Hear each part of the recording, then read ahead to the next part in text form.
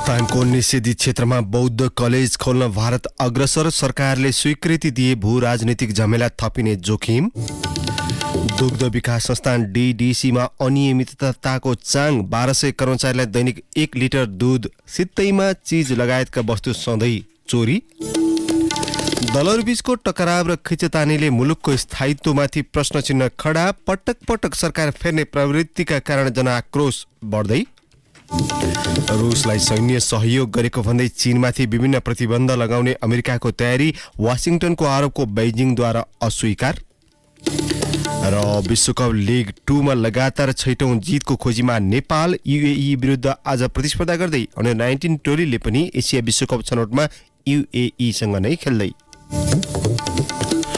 नमस्कार, कान्तिपुर डायरीका साथमा साथी रमेश र म अनिल। समाचार अब विस्तारमा। नेपाल सरकारले विदेशीलाई हिडुल समेत निषेध गरेको क्षेत्रमा भारत सरकारको लगानीमा मुस्ताङ बौद्ध कलेज खोल्न भारत अग्रसर भएको छ।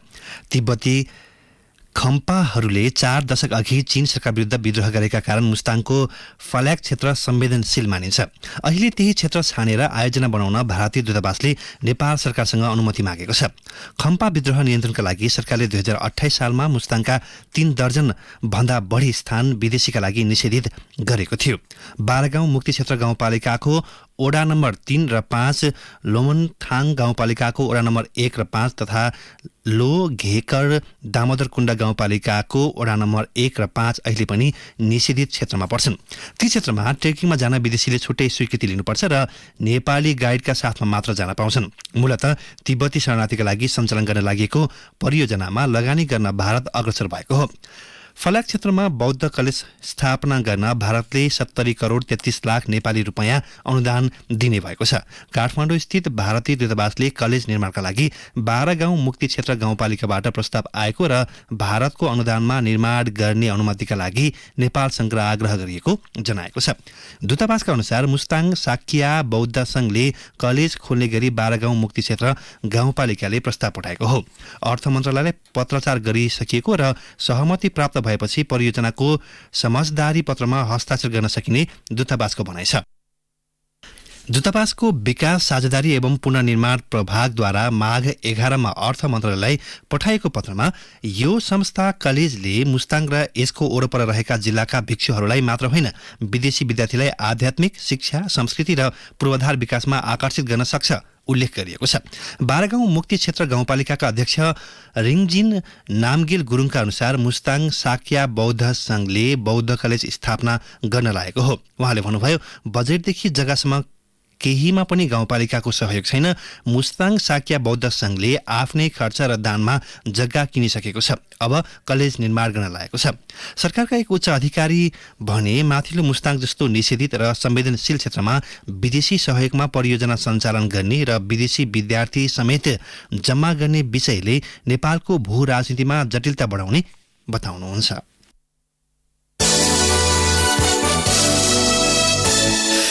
किसानलाई मर्कै मर्का, उपभोक्तालाई हाताहाती नगदमा उत्पादन बेच्ने दुग्ध विकास संस्थान डीडीसीले किसानलाई 50 करोड रुपियाँ भुक्तानी गरेको छैन। व्यवस्थापकीय कमजोरीले पर्याप्त दूध सङ्कलन गर्न नसकेको संस्थान चुहावट नियन्त्रणमा पनि असफल छ। संस्थानको सञ्चित नोक्सान 87 करोड रुपियाँ पुगिसकेको छ। संस्थानले दूध सङ्कलन गर्ने देशभरका 1200 दुग्ध उत्पादक सहकारीमा करिब 2 लाख किसान परिवारको संलग्नता रहेको छ। ती किसानलाई मासिक 18 देखि 20 करोड रुपियाँ भुक्तानी हुने गरेको छ। एक अधिकारी भन्छन्, सामान्यतया 1 र 15 गते वितरण गर्नुपर्छ, तर आमदानी नभएकाले भुक्तानी समस्या भइरहेको छ। संस्थानले किसानलाई भुक्तानीमा ढिलाइ गरेको यो पहिलो पटक भने होइन। कोभिड महामारीका बेला दूध, पाउडर, बटर बिक्री नभएको भन्दै 2077 को फागुनदेखि करिब 3 महिना भुक्तानी रोकिएको थियो। 2078 कार्तिकमा पुनः 2.5 महिना भुक्तानी रोकिएको थियो। त्यति बेला पाउडर, दूध, बटर बिक्री नभएको भन्दै किसानलाई भुक्तानी दिन संस्थानले कृषि मन्त्रालयसँग 20 करोड ऋण लिएको थियो। अहिले फेरि 3 महिनादेखि भुक्तानी रोकिएको छ। दूधको चुहावट पनि उच्च छ, तर नियन्त्रणमा ध्यान नदिँदा नोक्सानी बढेको छ। डीडीसीका पूर्व सञ्चालक समिति सदस्य शीतल काजी श्रेष्ठले भन्नुभयो, दूध प्रशोधनका क्रममा बढी लिकेज हुन्छ तर नियन्त्रणको सार्थक पहल भएको छैन। लैनचौरको भण्डारणबाट चीज हराउने समस्या छ। करिब 1200 कर्मचारी छन्। हरेक कर्मचारीलाई दिनमा 1 लिटर दूध सित्तैमा दिने गरिएको छ। त्यसमा पनि नियन्त्रण गर्न आवश्यक छ। संस्थान दूध र दही वितरणमा मात्रै केन्द्रित हुँदा पनि नाफामा जान नसकेको श्रेष्ठको भनाइ छ। पूर्व महाप्रबन्धक रुद्र पौडेल सञ्चालन तथा प्रशासनिक खर्च उच्च भएकै कारण संस्थान घाटामा गइरहेको बताउनुहुन्छ। उहाँले भन्नुभयो दूध संकलन र बिक्रीको अनुपात मिलाउन नसक्दा समस्या भएको छ। महाप्रबन्धक सञ्जीव झा भने पर्याप्त दूध संकलन नभएकाले समस्या बढेको तर्क गर्नुहुन्छ। दिनमै 60,000 लिटर दूध अभाव भइरहेको उहाँको भनाइ छ। उहाँले भन्नुभयो मङ्सिरदेखि फागुनसम्म बढी दूध उत्पादन हुने सिजन भए पनि 12 महिना अभाव भइरहेको छ। घिउ बटर लगायतका उत्पादनको व्यापार खुलेर गर्न सकेका छैनौं। कारोबार घटे पनि खर्च भने उस्तै छ। तर किसानलाई पुसको भुक्तानी दिन सुरु गरिएको महाप्रबन्धक झाको तर्क छ। महालेखा नियन्त्रकको 59औं वार्षिक प्रतिवेदनले पनि संस्थान निरन्तर ओह्रालो लागेको देखाएको छ।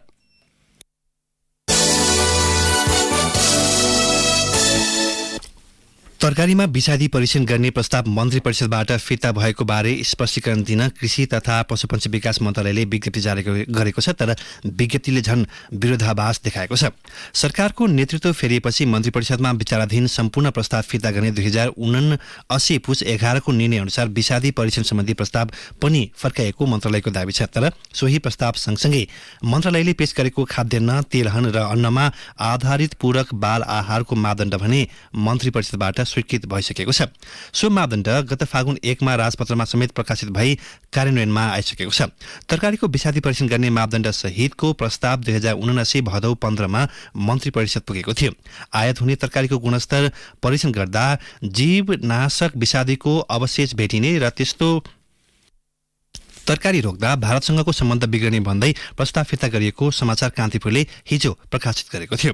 सरकारी तथ्याङ्क अनुसार आयात हुने तरकारी मध्ये करिब 95% भारतबाट आउँछ। नेपाल राष्ट्र बैंकका अनुसार गत आर्थिक वर्षमा मात्र 16 अर्ब 96 करोड 13 लाख रुपियाँको तरकारी भारतबाट भित्राएको थियो। सँगै मन्त्री परिषद पुगेको खाद्यान्न, तेलहन र अन्नमा आधारित पूरक बाल आहारको मापदण्ड भने कसरी स्वीकृत भइसक्यो भन्ने जिज्ञासामा कृषि मन्त्रालयका प्रवक्ता प्रकाश कुमार सञ्जयले भन्नुभयो तेलहन अन्नमा आधारित पूरक बाल आहार छुट्टै मापदण्ड हो। यो विषयमा थप भन्नुपर्ने केही छैन।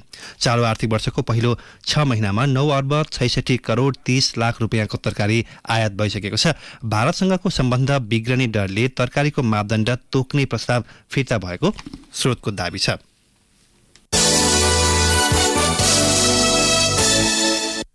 प्रदेशसभाबाट प्रदेश 1 को नाम कोशी प्रदेश पारित भएको छ। हिजो कोशी नामाकरणको पक्षमा सत्तारूढ दल एमाले, माओवादी केन्द्र र राप्रपा तथा प्रमुख प्रतिपक्षी दल कांग्रेसका करिब 82 सांसदले मतदान गरेका थिए। एकीकृत समाजवादीका 4 जनाले भने विपक्षमा मत दिए।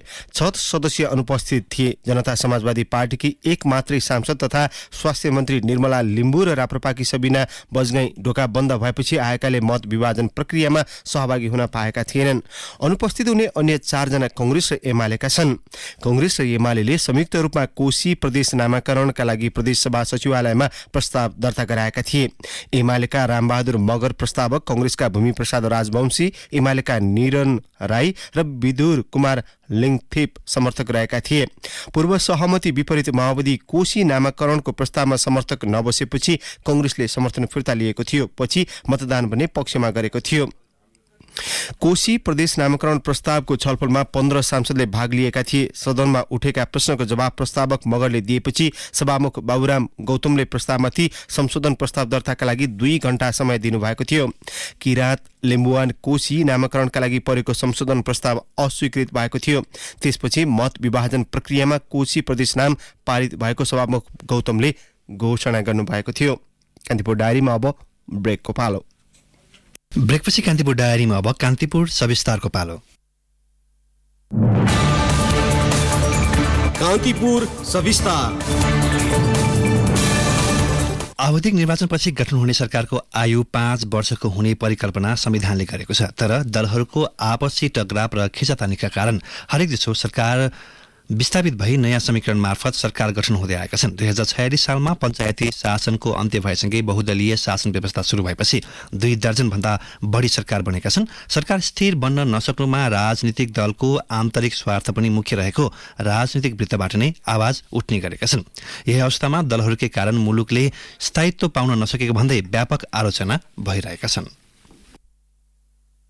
2046 सालको जनआन्दोलनपछि 2047 सालमा नेपाली कांग्रेसका तत्कालीन सभापति कृष्णप्रसाद भट्टराई प्रधानमन्त्री बनेका थिए। त्यसको केही समयपछि 2048 सालमा आम निर्वाचन भयो र पुनः कांग्रेसबाट नै गिरिजाप्रसाद कोइराला प्रजातन्त्र पुनर्स्थापना पछिको पहिलो निर्वाचित प्रधानमन्त्री भएका थिए। कोइराला सरकार त्यतिखेर 3.5 वर्षसम्म टिक्न सक्यो, जबकि उसले निर्वाचनबाट सरकार सञ्चालनका लागि 5 वर्षको म्यान्डेट पाएको थियो। 2051 को मध्यावधि निर्वाचनपछि बहुमत ल्याउन नसकेको तर ठूलो दल बनेपछि एमालेका तर्फबाट मनमोहन अधिकारी सरकारको नेतृत्व गर्दै प्रधानमन्त्री बन्न सफल भए, तर उनको कार्यकाल 9 महिना भन्दा माथि जान सकेन। त्यसपछि छोटो छोटो अवधिका लागि लोकेन्द्र बहादुर चन्द, सूर्यबहादुर थापा र गिरिजाप्रसाद कोइरालाले प्रधानमन्त्रीको जिम्मेवारी सम्हालेका थिए। त्यसपछि 2056 मा आम निर्वाचन भयो र त्यो निर्वाचनमा स्पष्ट बहुमत सहित कांग्रेसले सरकार बनाउने अवसर पायो। त्यतिबेला प्रधानमन्त्रीका रूपमा उनै कांग्रेसका भट्टराई थिए, जो बहुदलपछि पहिलो पटक प्रधानमन्त्री भएका थिए। त्यसपछि क्रमशः गिरिजाप्रसाद कोइरालाले 5 पटक प्रधानमन्त्रीका रूपमा सरकार सञ्चालन गरे भने अहिले सोही पार्टीका सभापति समेत रहेका शेरबहादुर देउवाले पनि 5 पटक नै सरकार सञ्चालन गरे।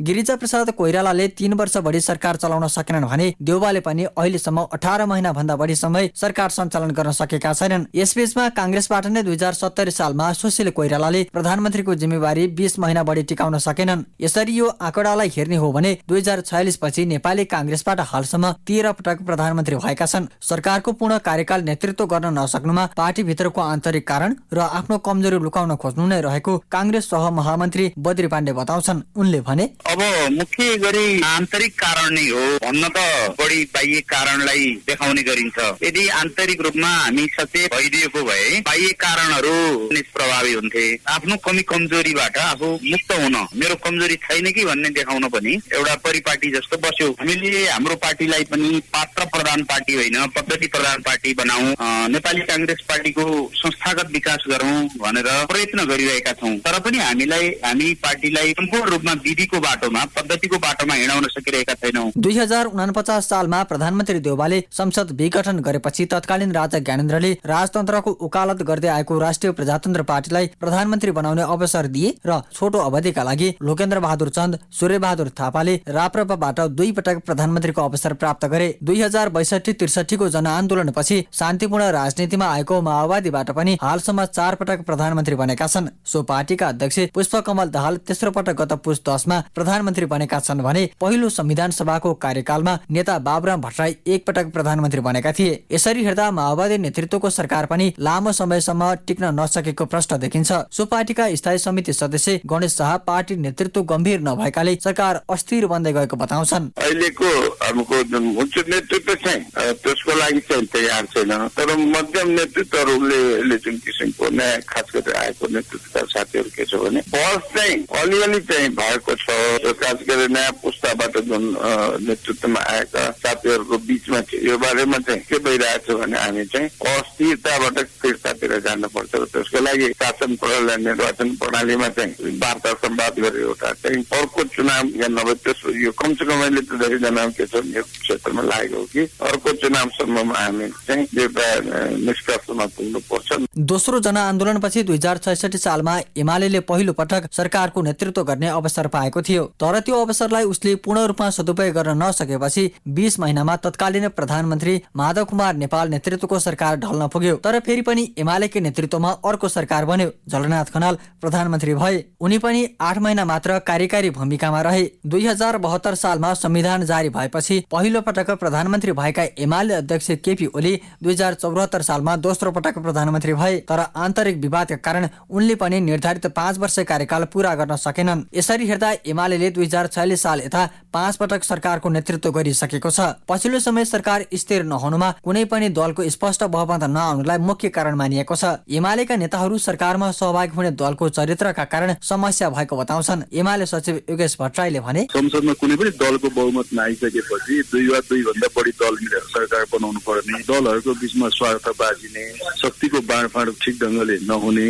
र कतिपय अन्तर्राष्ट्रिय शक्तिहरूले पनि त्यसमा खेल्न थालेपछि ती सरकारहरू टुटिरहेको एउटा इतिहास छ। मुख्य चाहिँ नेपालको राजनीतिमा अब 2टा पोल हो, एउटा नेकपा एमालेको पोल हो, एउटा नेपाली कांग्रेसको पोल हो। अब बीचमा भएका साना दलहरूले कहिले यता लाग्ने कहिले उता लाग्ने जुन अवसरवादी चरित्र देखाएका छन्, यी दलहरू एउटा स्थायी विचार उनीहरूको निर्माण नहुँदासम्म समस्या हुन्छ। सत्ता परिवर्तन र सरकारहरू अस्थिर बनिरहँदा राजनीतिक दलहरूले आम जनचासोका विषय र मुद्दाको सम्बोधन गर्न नसक्नुले नागरिकको भरोसा गुम्दै गएको कतिपय राजनीतिक विश्लेषकहरूको तर्क छ। दलहरू आफ्ना कमजोरीको समीक्षा नगरी शक्ति संघर्षमा दौडिरहने हो भने स्थिर सरकारको कल्पना गर्न नसकिने उनीहरूको भनाइ छ। प्रमुख राजनीतिक दलहरू सत्ता र अङ्कगणितमा लागेर सरकार बनाउने खेलमा लिप्त भएको राजनीतिक विश्लेषक केशव दाहाल बताउँछन्। उनले भने, पछिल्लो निर्वाचनपछि हामीले के अपेक्षा गरेका थियौं भने हाम्रा खास गरी पुराना दलहरू फेरिए, पुराना दलमाथि जनताले जे जस्ता खालका प्रश्नहरू गरेका थिए ती प्रश्नहरू दलहरूले सुने र अब कम्तीमा दलहरूले नयाँ स्वरूपमा नयाँ चरित्रका साथ सरकार बनाउँछन् र त्यो सरकार लामो समयसम्म अगाडि जान्छ भन्ने हाम्रो अपेक्षा थियो। तर फेरि पनि उही अङ्कगणित, फेरि पनि सत्ता, अप्राकृतिक गठबन्धन, कहीँ पनि जनताका मुद्दाहरूको विषयमा परिचर्चा छैन। हाम्रो आर्थिक सङ्कटहरूबाट कसरी निस्किने भन्ने कुरा छैन। कहीँ पनि कसरी हामी सुशासनको प्रत्याभूति दिन सक्छौँ भन्ने कुरा छैन। छ फगत सत्ता, फगत अङ्कगणित, यताको उता जोड्यो उताको यता जोड्यो र सरकार बनाउने र भत्काउने। यसले दलहरू फेरिएछन् अब र दलहरूलाई हामी नयाँ चरित्रमा देख्न पाइन्छ भन्ने जुन अपेक्षा थियो त्यो अपेक्षा चाहिँ जस्ताको तस्तै रह्यो। मुलुकमा सरकार सञ्चालन गर्ने दायित्व राजनीतिक दलहरूको भए पनि उनीहरूले चाल्ने अस्थिर कदमले लोकतान्त्रिक व्यवस्थामाथि नै प्रश्न उठाउन थालेका छन्। पदीय भागभण्डा र आफू अनुकूल मुलुक सञ्चालन गर्ने प्रवृत्तिले अहिलेको गणतान्त्रिक प्रणाली विरुद्ध धावा बोल्न खोज्ने शक्तिलाई नै उत्साहित बनाउन खोजेको टिप्पणी समेत भएको छ। रेडियो कान्तिपुरका लागि नवीन कोइराला। कान्तिपुर सविस्तार। केन्द्रीय अनुसन्धान ब्युरो CIBले ठगी मुद्दामा पक्राउ परेका पृथ्वी बहादुर शाहसहित उनका सहयोगी विरुद्ध 4वटा मुद्दा दायर गर्न सरकारी वकिल कार्यालयलाई सुझाव दिएको छ। CIBले हिजो पत्रकार सम्मेलन गर्दै शाहसहित उनका सहयोगी विरुद्ध ठगी, संगठित अपराध, सहकारी ठगी र लिखित सम्बन्धी कसुर गरी 4वटा मुद्दा दायर गर्न सरकारी वकिलको कार्यालयलाई सुझाव दिएको हो। CIBका अनुसार शाहसहितका व्यक्तिमाथि थप 10वटा उजुरी परेका छन्। शाहसहितका व्यक्तिले 24 भन्दा बढी कम्पनी स्थापना गरी संगठित रूपमा ठगी गरेको प्रहरीको अनुसन्धानबाट खुलेको छ। शाहले विजय विक्रम शाहसँग मिलेर 24 भन्दा बढी कम्पनी मार्फत संगठित रूपमा धन्दा चलाएको प्रहरी अनुसन्धानबाट खुलेको हो। शुक्रममा शाह विरुद्ध 56 जना पीडितले 24वटा उजुरी दिएका छन्। प्रहरी हिरासतमा रहेका शाह विरुद्ध फागुन 16 गते ठगी सम्बन्धी थप 10 जनाको उजुरी परेकोमा ब्युरोले अनुसन्धान गरिरहेको जनाएको छ। शंकास्पद पैसा ओसार पोसार गरेको आरोपमा प्रहरी हिरासतमा रहेका अछामका शाह, उनका निकटतम व्यक्ति र संस्थाको रोका रहेको बैंक खाताबाट रकम निकाल्न अनुमति दिने र खाता खोल्ने 5 वाणिज्य बैंकलाई समेत राष्ट्र बैंकले कारबाही गरेको छ।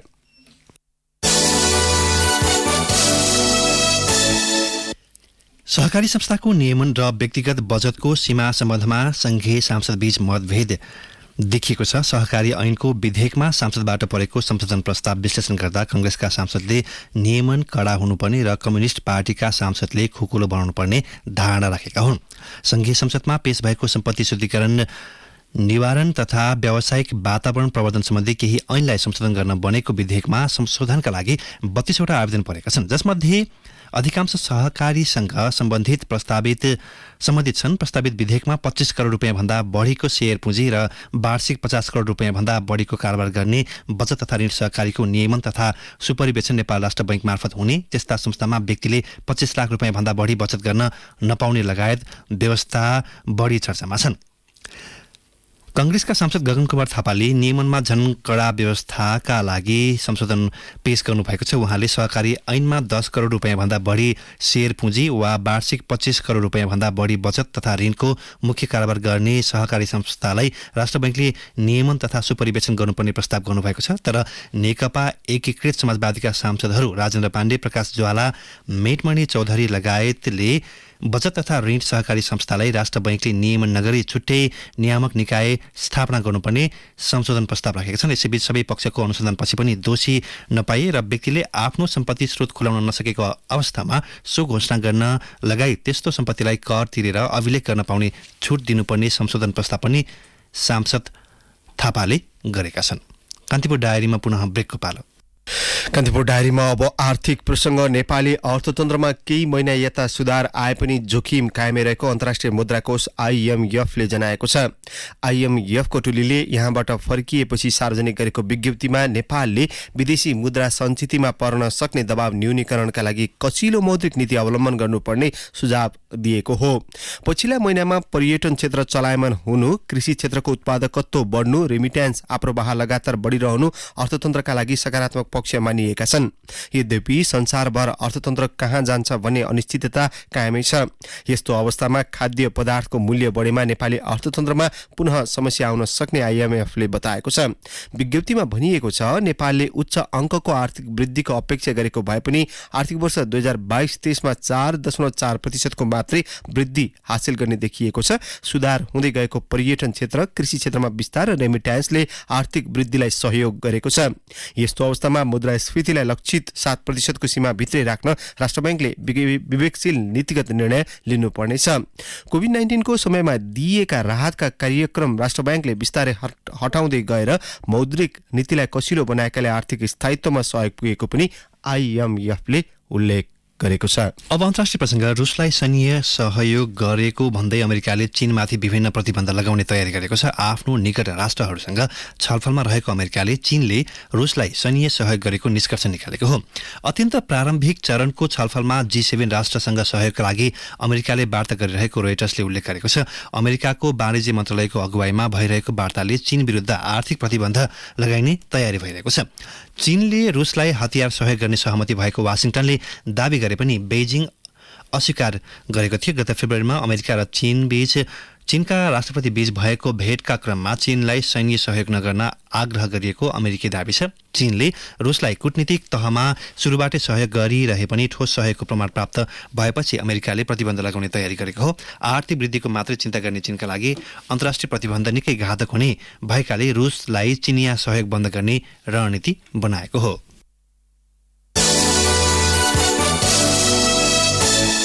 कान्तिपुर डायरीमा अब खेल प्रसङ्ग। UAEमा जारी त्रिकोणात्मक एक दिवसीय अन्तर्राष्ट्रिय सिरिज अन्तर्गतको दोस्रो खेलमा नेपाली सिनियर टोलीले घरेलु टोलीसँग आज प्रतिस्पर्धा गर्दैछ। दुवै अन्तर्राष्ट्रिय क्रिकेट मैदानमा हुने खेल नेपाली समयअनुसार पौने 12 बजे सुरु हुनेछ। नेपाल लगातार 6औं जितको खोजीमा छ। यसअघि घरेलु मैदानमा भएको सिरिज क्लिन स्वीप गरेपछि नेपालले एक दिवसीय अन्तर्राष्ट्रिय मान्यता जोगाउने सम्भावना बढेको हो। दुवै राष्ट्र जितका साथ विश्वकपमा स्थान बनाउन चाहन्छन्। तुलनात्मक रूपमा नेपाल बलियो देखिएको छ भने UAE घरेलु मैदानको फाइदा उठाउन चाहन्छ। UAEमा जारी 8औं श्रृङ्खलाको पहिलो खेलमा नेपालले पपुवा न्यू गिनीलाई 4 विकेटले पराजित गरेको थियो। नेपालले लिग 2मा UAEलाई मात्रै हराउन सकेको छैन। यसैबीच ICC अन्डर-19 एसिया विश्वकप छनौट अन्तर्गतको अन्तिम खेलमा नेपालले आज घरेलु टोली UAE विरुद्ध खेल्दैछ। अजमान स्थित इडेन गार्डन क्रिकेट स्टेडियममा हुने खेल नेपाली समयअनुसार बिहान 11:15 बजे सुरु हुनेछ। दुई बीचको विजेता अर्को वर्ष श्रीलङ्कामा आयोजना हुने ICC अन्डर-19 विश्वकपका लागि छनौट हुनेछ। राउन्ड रोबिन लिगका आधारमा सञ्चालित प्रतियोगितामा दुवै टोली अपराजित छन्।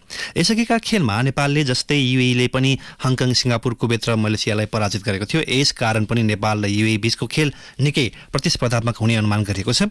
UAE 4 खेलबाट 8 अङ्क सहित शीर्ष स्थानमा छ। समान खेल खेलेको नेपालले पनि 8 छ, तर नेपाल नेट रन रेटका कारण दोस्रो स्थानमा छ। अन्तिम खेलमा UAE लाई पराजित गरे नेपाल 8 वर्षपछि विश्वकपमा छनौट हुनेछ। अब मौसम सम्बन्धी जानकारी। कोशी, बागमती र गण्डकी प्रदेशका पहाडी क्षेत्रका केही भूभागमा मेघगर्जन, चट्याङसहित हल्का वर्षाको सम्भावना रहेको जल तथा मौसम विज्ञान विभागले जनाएको छ। सोही प्रदेशका उच्च पहाडी तथा हिमाली भूभागका केही स्थानमा हल्का हिमपातको समेत सम्भावना छ। काठमाडौँ उपत्यकाको न्यूनतम तापक्रम आज 8 डिग्री सेल्सियस मापन गरिएको छ भने अधिकतम तापक्रम 22 डिग्रीसम्म पुग्न सक्ने विभागले जनाएको छ। सूर्योदय केही बेर अघि 6:28 भयो भने सूर्यास्त भरे साँझ 6:05 हुनेछ। हौसला प्रसङ्गसहित कान्तिपुर डायरीको यो बुलेटिन अहिलेलाई यहीँ सकिन्छ। साथी रमेश र म अनिल बिदा माग्छौँ। नमस्कार।